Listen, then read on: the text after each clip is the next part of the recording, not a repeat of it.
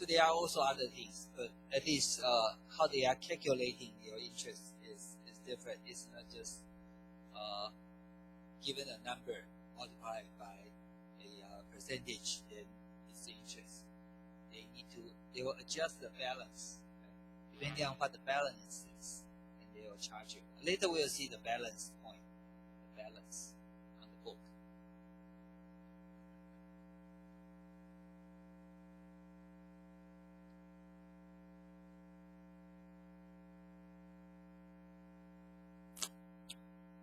Okay, and there are also two different so-called commercial loans. Credit card is like loan. You borrow money to buy things, and you pay back whatever amount you borrow. But they will charge you a certain interest. But the way that they charge could be different. So that's one kind of loan. Typically, commercial loan, there are two very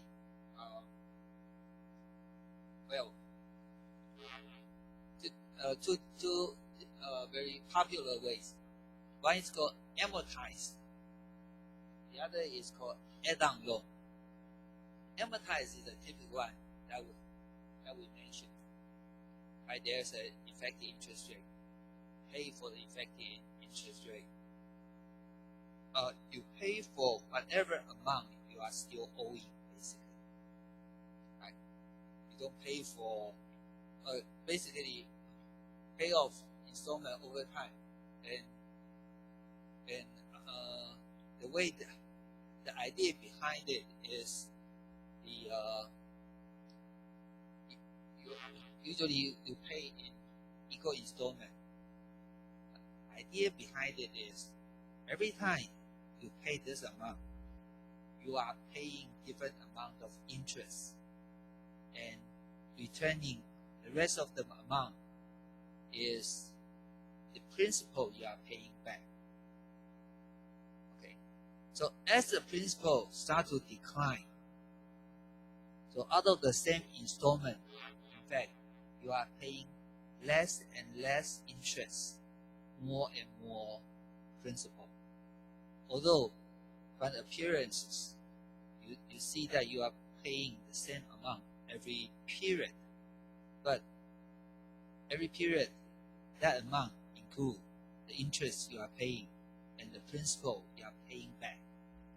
Every time you pay back certain principal, your balance gets reduced. So the next interest will be lower. The principal that you return will be higher.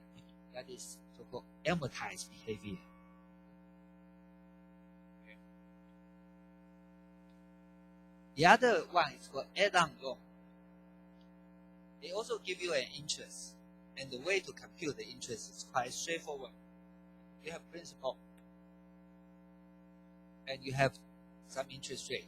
So they compute the interest directly and divide it by number of payment periods. Furniture, appliances industry uses a lot. Okay.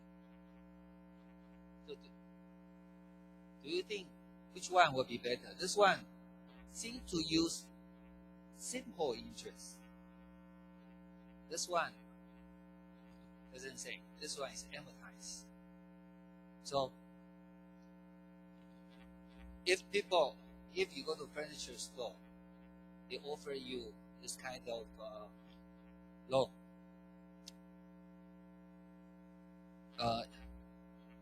Is it interesting? Is it attractive to you? Do you think? Let's just say if they said that 10% or whatever percent, they will compute the interest directly, add to the principal, divided by number of payment periods. Do you think that's good or bad?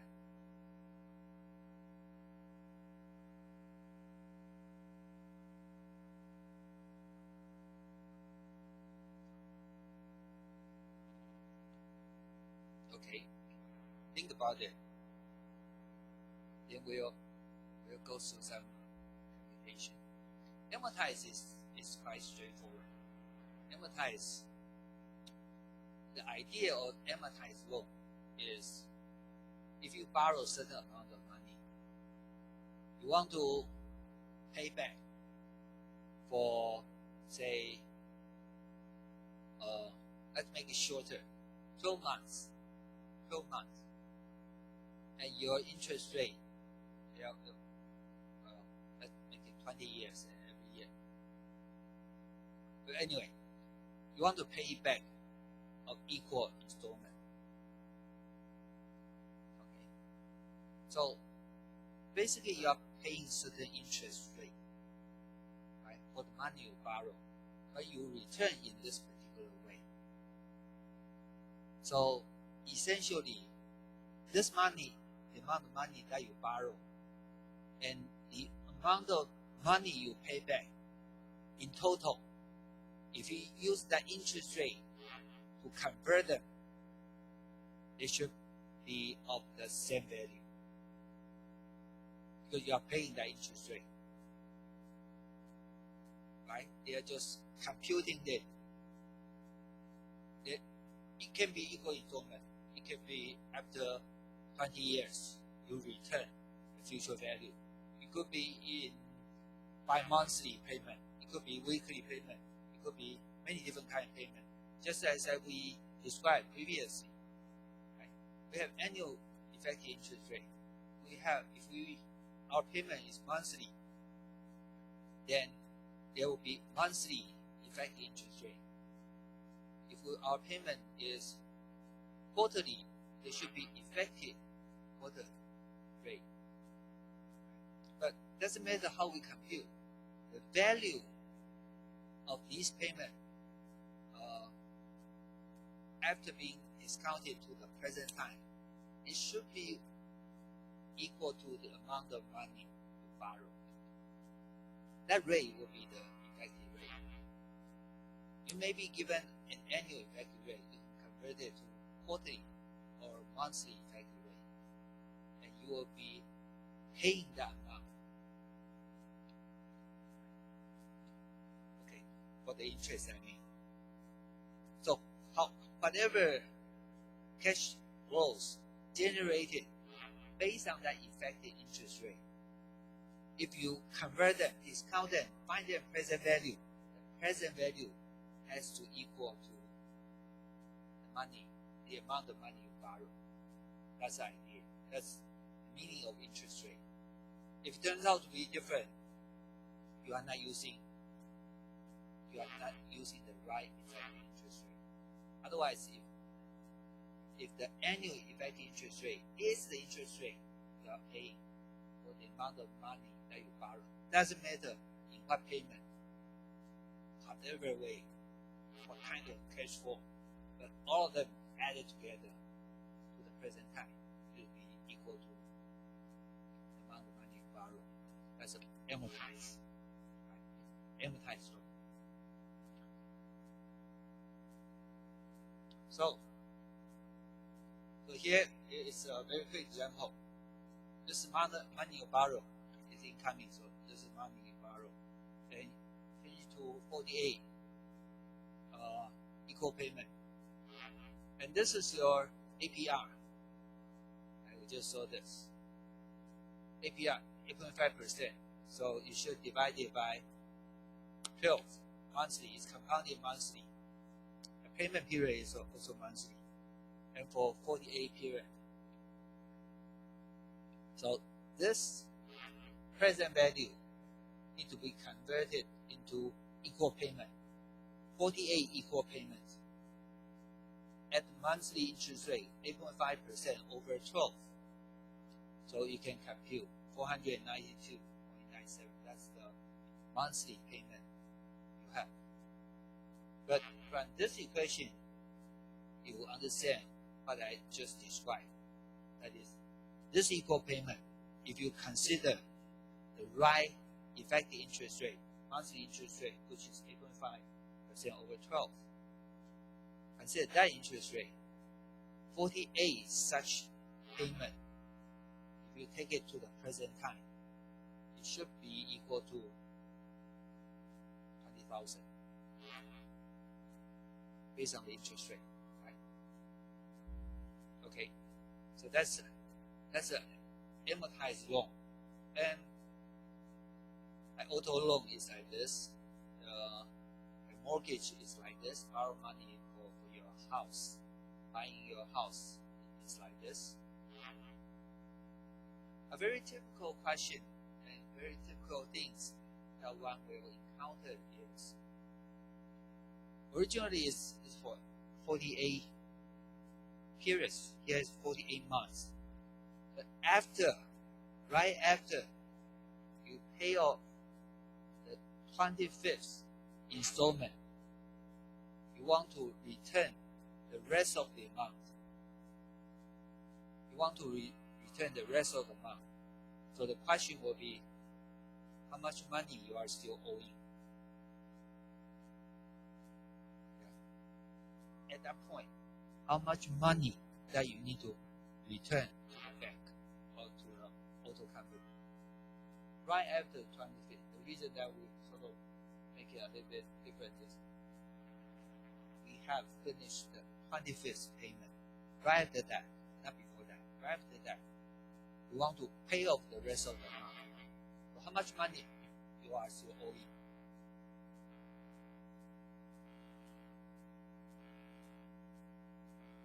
Because think of what I just said. The amount of money that you need to return will be the rest of the installment that you haven't paid off. If you convert them to the time that you need to return the rest of the amount, that should be the amount. They should be the same. Right?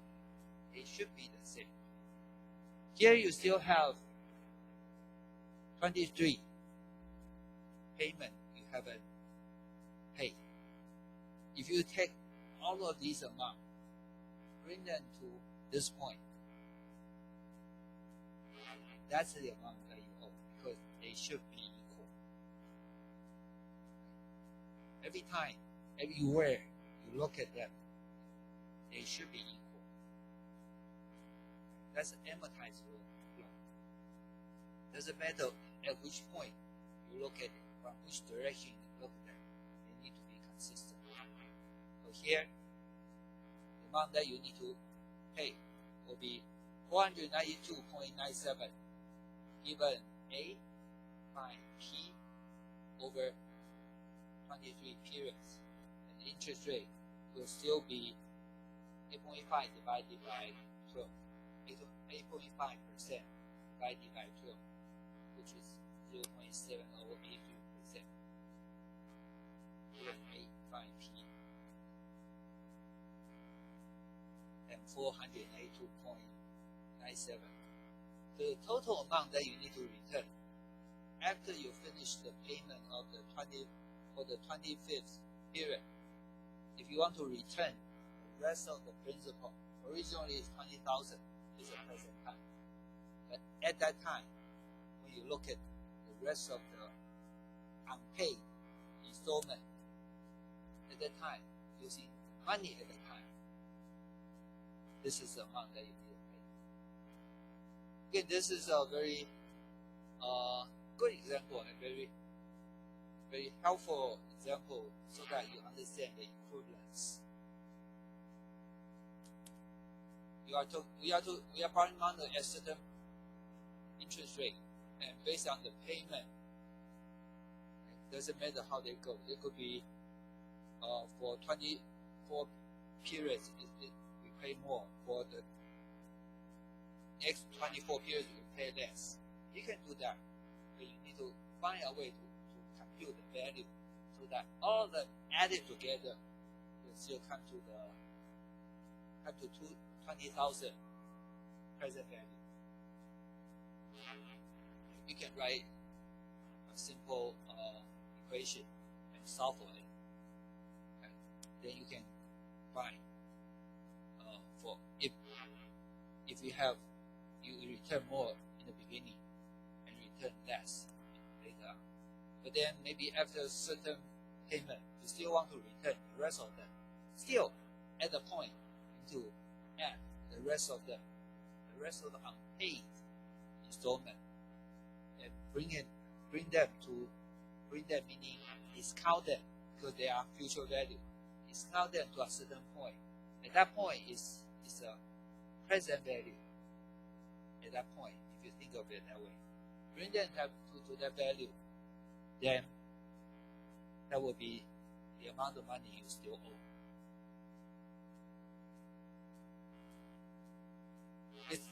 This is something that you will probably use quite often in your life.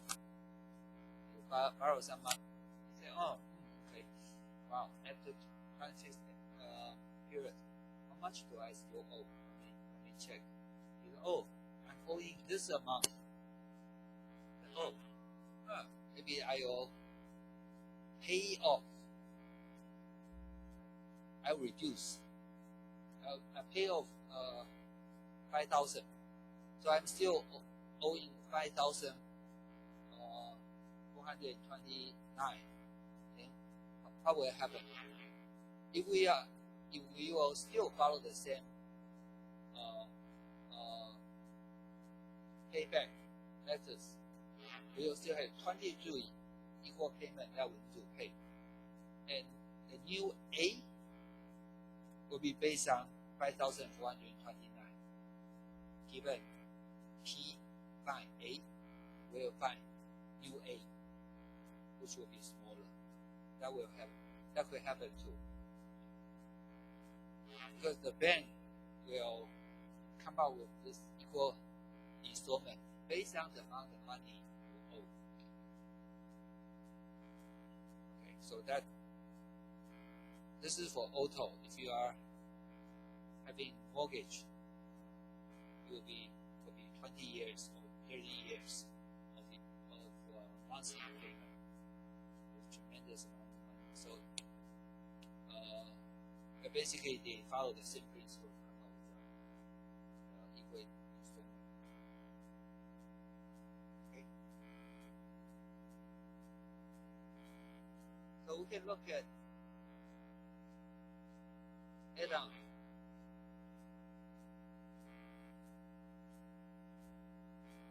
Add-on loan seems to be quite straightforward. Simple interest. They compute simple interest divided by the number of months.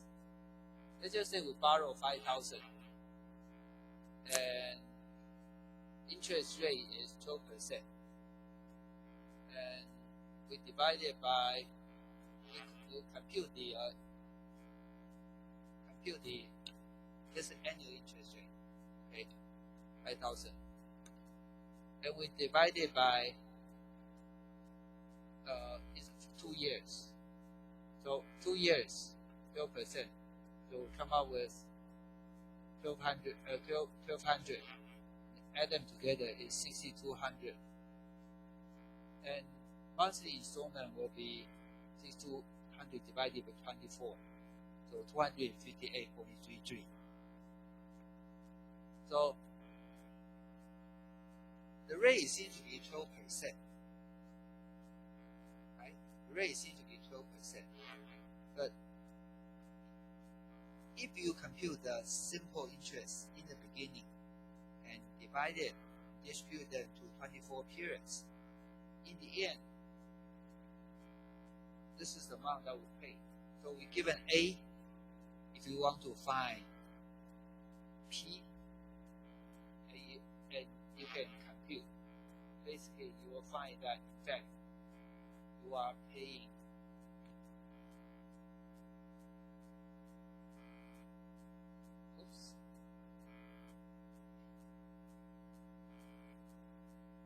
you are paying 23.85%. You are not paying 12%. They're talking about 12% interest rate, annual interest rate, and it's just multiplied by 12% times 2. So you are paying seemingly 12% every year. But in the end, you found out that you are paying 23.84% annual effective rate. It's very high. And you have returned a lot of money already. That is the point.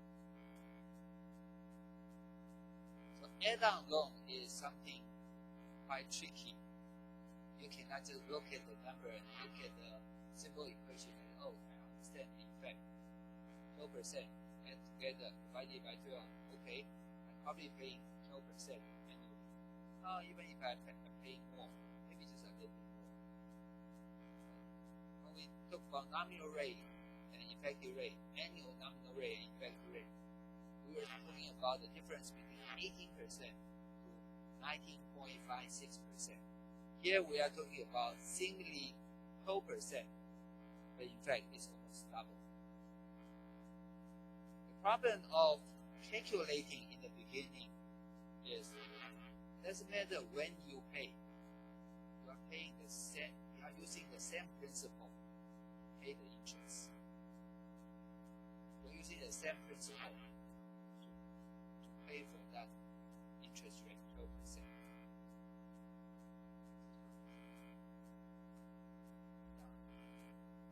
You are always using the same principle to pay. So for the amortized loan, you are paying the interest for the amount that you still owe. Right?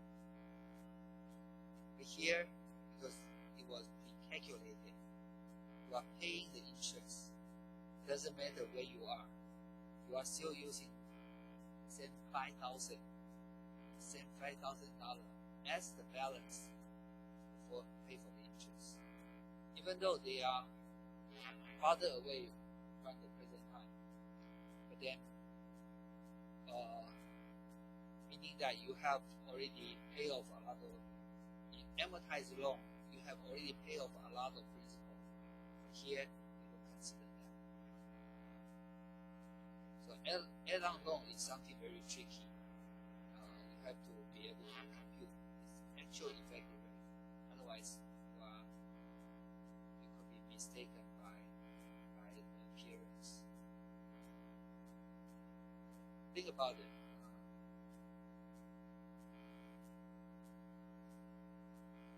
Okay, so there are some examples.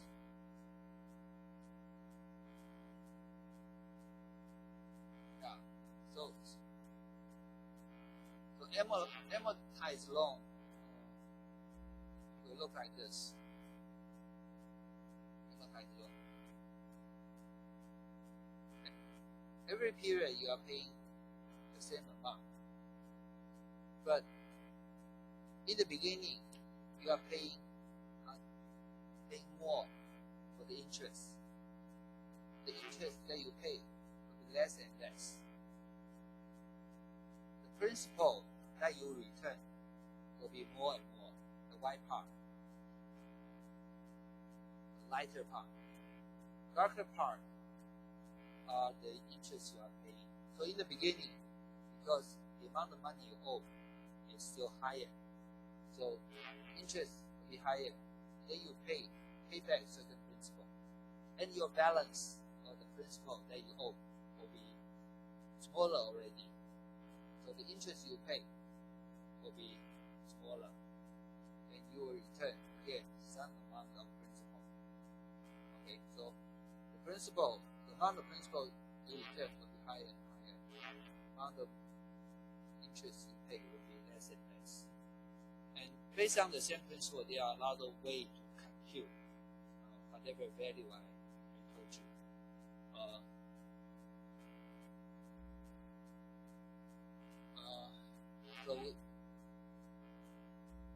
So this is what I have told you previously. That is, if I ask you, because you need to return the rest of the amount, right? At the point n, you need to return the rest of the amount. So the rest of the amount will be depending on how much time, how many installments that still have, and effective interest rate, given A, find P, you bring all those amounts to the present time, multiply by A, you get the amount that you still owe. This is the equation. Okay, that's at the point N. Bn is after the payment. What is the new balance at the point? Okay, so at that point, okay, let's just assume that they are sort of occur simultaneous, because we pay back we pay the installment, then we look at how much money we still owe. That is the new balance. If we ask, so during that installment at time N, what will be the interest that you pay? What will be the principal that you return? What will be interest that you pay? What will be the principal that you return? So we know that if we can compute this balance, clearly we can compute this balance, right? Previous balance. So we use previous balance times the interest will be the interest that we will pay. And this will become this, and you can have the previous. So we can have the previous balance times the interest rate, we get the interest. Then using A minus interest, we get the principal. Okay, so that's the equation. But if you're still not sure, my question was, if we are here, right here, at this point, I ask you, how much for this installment? How much of the amount I was paying the interest? How much of the amount that I'm paying back the principal? If that is my question, then first of all, what we can do is we find the previous balance. And previous balance can use similar equation. It's just one period earlier. So we have this. We have this. Right. So previous balance times interest rate will be the interest that we are paying there. And using A minus the interest we pay will be the principal that we pay. And there are different ways to come up with the result based on the same principle. But this is probably easy since we have just discussed about this.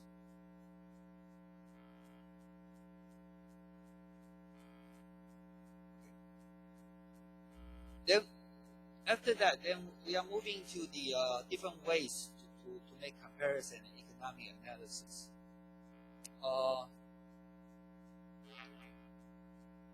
What we do is, if we are given a project, we want to evaluate whether or not we want to accept the project. The basic way is called benefit cost analysis. Based on benefit cost analysis, we can derive different kinds of analysis. Benefit cost analysis, chances are you can probably guess already. You want to have more benefit than cost. That's quite simple. So we can compute benefit first. Then we can collect all the cash flow of benefit, collect all the cash flow of the cost, and compute their present value and see which one is bigger. Right? So that's something that we can do. Or we can, which one is bigger? Or we can take all the present value of the benefit, present value of the cost, and take a ratio of benefit over cost. So if it's greater than 1, which is equivalent to saying that benefit is higher than cost, they will accept. Otherwise, we'll reject. That's the beginning of the economic analysis. So since we can aggregate benefit and cost to the point where we can compare them fairly, meaning that we have already considered their time value of money, we can aggregate them to the present time, to the future time, any time, or in the equal installment. We can compare them or take the ratio. As soon as the benefit is greater than cost, we'll accept. Otherwise, we'll reject. Okay. But there's an implication here. I think last time I mentioned about it. So we discount them to the present time. If we use different discount rate, we'll get different value. Right? The interest rate, some cash flow in the beginning they have much larger value. Later they have a smaller value. Some have just the opposite phenomenon. So having a big or small interest rate will potentially influence the result.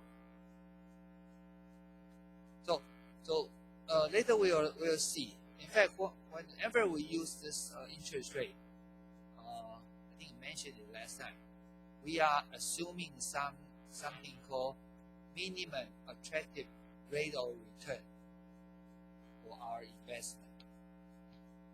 When we put a value there, using that value as the discount rate, when we say that the result is benefit greater than cost, it also implies that, in fact, our investment has the return rate greater than this minimum attractive rate of return. Because if later we'll see that. Okay.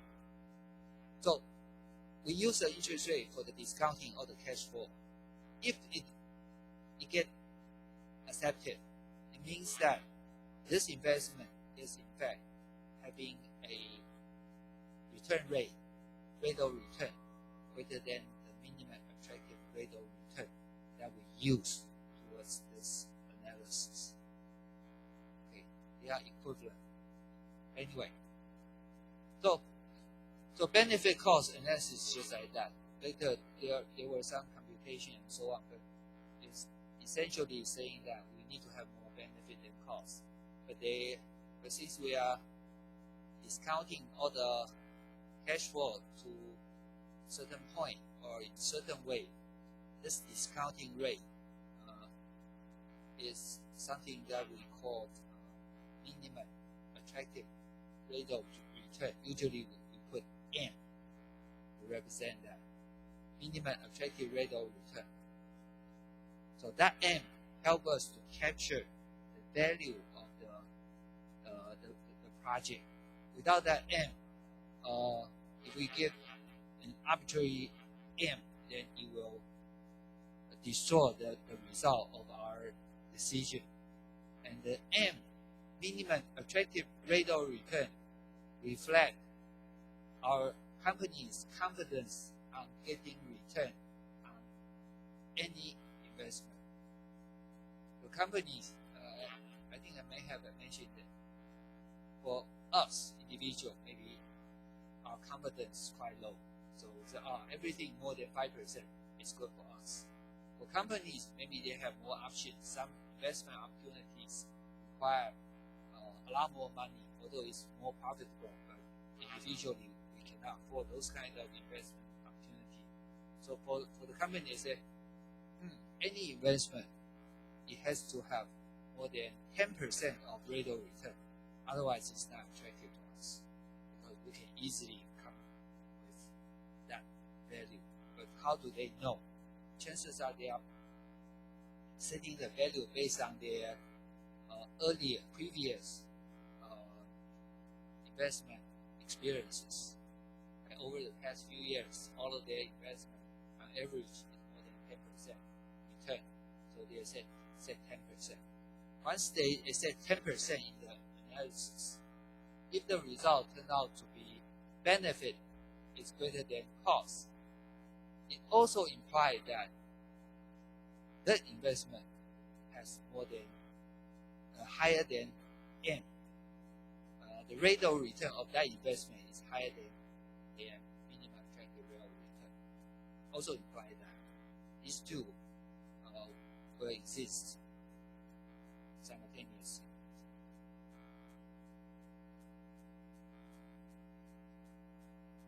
So I'm just going to skip there. This is, as I said, exceeds one, benefit over cost, but all of them are discounted already, meaning that they have already choose an interest rate to discount the cash flow.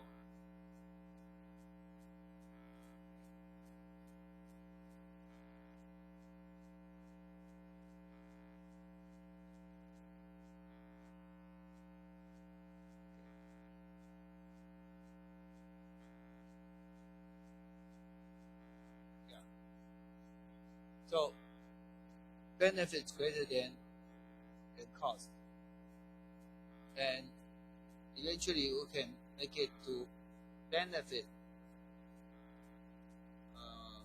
minus cost greater than 0, right? The same meaning. Benefit minus cost is our present worth. We are computing its present value. So benefit cost analysis also brings us to so-called net present value analysis, NPV, or present worth analysis. Present worth analysis. So we can also compute its present worth. Just compute present worth of the project.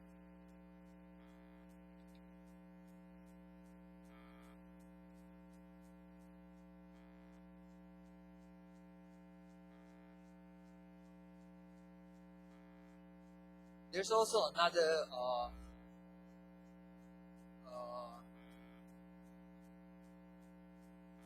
case that we can look at. That is, what if we have multiple investment opportunities? Multiple opportunities. Here we have A1, A2, A3. Okay. So what we can do is we look at all of them for sure. They need to have, if they are not profitable, we won't consider them at all. But for all of them, their benefit cost ratio is greater than 1. So all of them are good. And we can, based on what we said just now, we can look at their present worth too. Present worth, benefit, subtracting cost. Look, present worth. There's an initial investment. These two together are the cost. Subtracting investment and later cost. So it's 3,000, 7,000, and 6,000. So all of them are good. So previously we only say that all of them can be acceptable. But we haven't said how we compare them. For present worth is quite straightforward. That is, we can choose the one with the largest present worth, which is 7,000. Another way to do it is we can compute the incremental value. So we can take A1 subtracting A2, and then meaning that taking A2 out of A1, or whatever A1 has more than what A2 has, or different from A2 has. If it's positive, we take A1. If it's negative, we take A2. So A1 minus A2. If it's positive, we get A1. If it's negative, we get A2. That is another way. So you can look at these two numbers, you can get the same result. A1 minus A2 is minus. So we'll take A2. Or we look at them individually. A2 is greater than A1. We'll just take it. The reason that we go to this subtraction is very straightforward. It doesn't seem to have reason to look at this. But when we look at rate of return, we cannot just look at rate. We cannot say that, oh, this rate of return is greater than this. We need to calculate the difference. And the differentiated part or the incremental part we compute is rate of return. If that rate of return is greater than MAR, the minimum attractive rate of return, then we'll take A1. If it's smaller than MAR, we'll take A2. Just to provide the contrast, for present value, it's very, very simple, very straightforward. Whichever having the largest value, we'll just take it. And here, I'm saying that if we take incremental cash flow to the result, and we'll come to the same conclusion. A2 is better. For rate of return, if we compute rate of return for these three, even though A2 is the biggest one, it may not be the best one. Because if we look at their present worth, the other one may be better. We'll come back. So what for rate of return, we need to compute the differences, doing the incremental analysis, rather than looking at the result and make decision. That will come later. But for present worth, for benefit cost analysis, looking at the value directly or computing the incremental analysis will give us the same result. But for rate of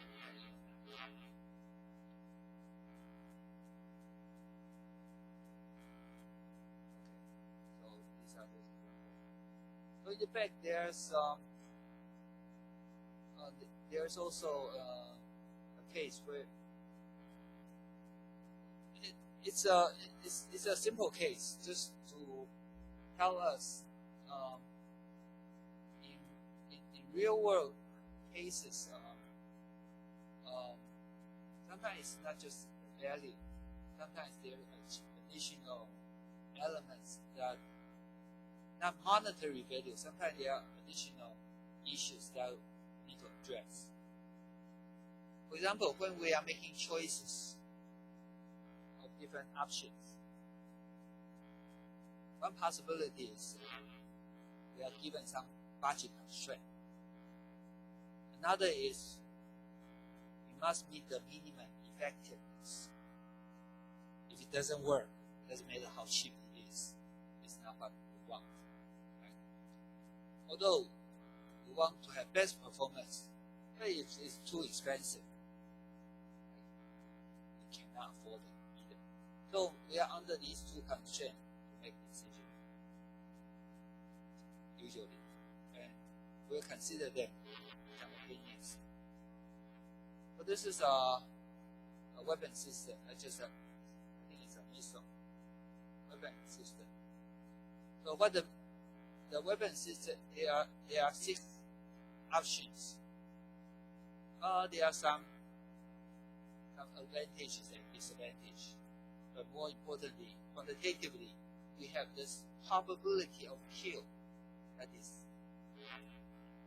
how effective it is. 99% is very good. 33% is not so good. That's the effectiveness. So effectiveness is too low. It's not good for us. But there's still budget issue. How expensive? So these are different weapon systems. Again, they are cost each year. And later they are additional costs, so even more, sometimes more expensive. Okay, so for these different systems, they will come up with their present value or official value. Present value in this case, present value 10% discount rate. So we have their costs, we have their effectiveness, and we want to compute and get both figures. What will be cost?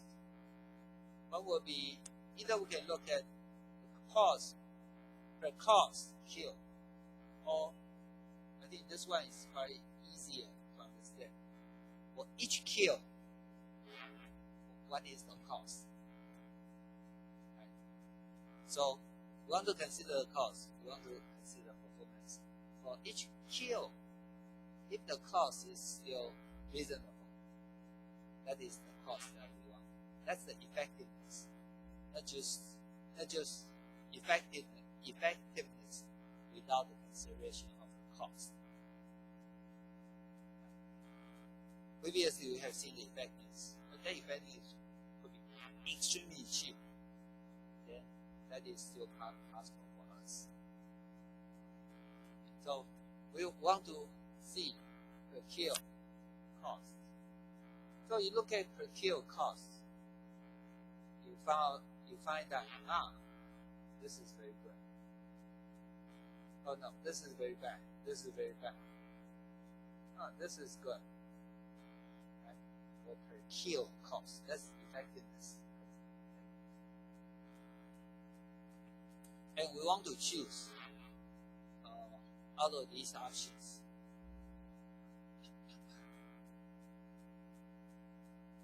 If we look at this, if we have budget, okay, so here definitely A5 is over the budget, although it's very, very effective, but the cost is too high. It falls out of the region. And